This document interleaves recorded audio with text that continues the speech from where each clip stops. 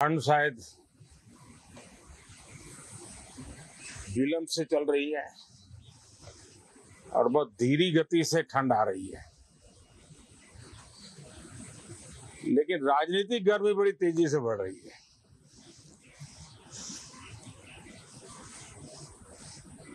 कल ही 4 राज्यों के चुनाव नतीजे आए हैं। बहुत ही उत्साहवर्धक परिणाम है और जब गुड गवर्नेंस होता है, पूर्णतया जनहित के लिए समर्पण होता है, तो एंटी इनकम्बेंसी ये शब्द इरेलेवेंट हो जाता है।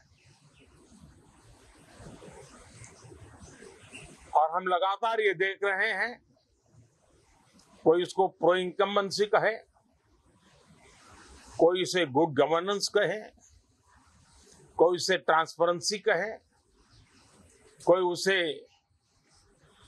राष्ट्रहित की, जनहित की ठोस योजनाएं कहे, लेकिन ये लगातार अनुभव आ रहा है। और इतने उत्तम जनादेश के बाद आज हम संसद के इस नए मंदिर में मिल रहे हैं और इसलिए मैं फिर से आग्रह करता हूं, और अगर मैं वर्तमान चुनाव नतीजों के आधार पर कहूं तो जो विपक्ष में बैठे हुए साथी हैं, ये उनके लिए गोल्डन अपॉर्चुनिटी है। इस सत्र में पराजय का गुस्सा निकालने की योजना बनाने के बजाय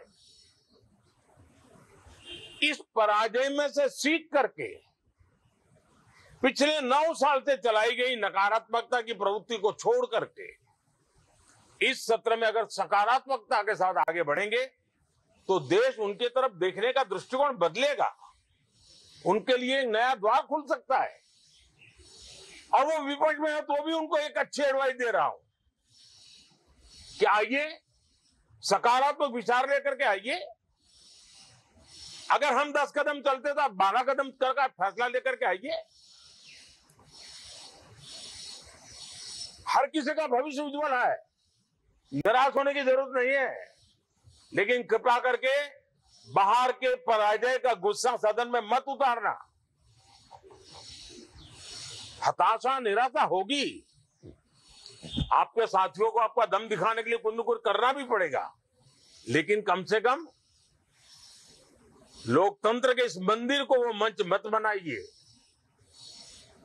और अभी भी मैं कहता हूं, मैं मेरे लंबे अनुभव के आधार पर कहता हूं कि थोड़ा सा अपना रुख बदलिए, विरोध के लिए विरोध का तरीका छोड़िए, देश हित में सकारात्मक चीजों का साथ दीजिए, अच्छी उसमें जो कमियां हो उसकी डिबेट कीजिए।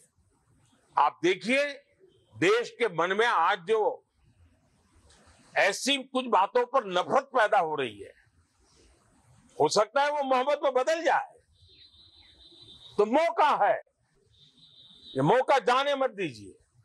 और इसलिए हर बार मैं करबद्ध प्रार्थना करता रहा हूं कि सदन में सहयोग दीजिए। आज मैं राजनीतिक दृष्टिकोण से भी कहना चाहता हूं कि आपका भी भला इसमें है कि आप देश को सकारात्मकता का संदेश दें, आपकी छवि नफरत की और नकारात्मकता की बने, वो लोकतंत्र के लिए अच्छा नहीं है।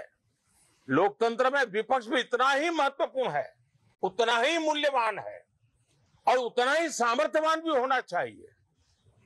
और लोकतंत्र की भलाई के लिए मैं फिर से एक बार अपनी ये भावना को प्रकट करता हूं। 2047 अब देश विकसित होने के लक्ष्य में लंबा इंतजार करना नहीं चाहता है।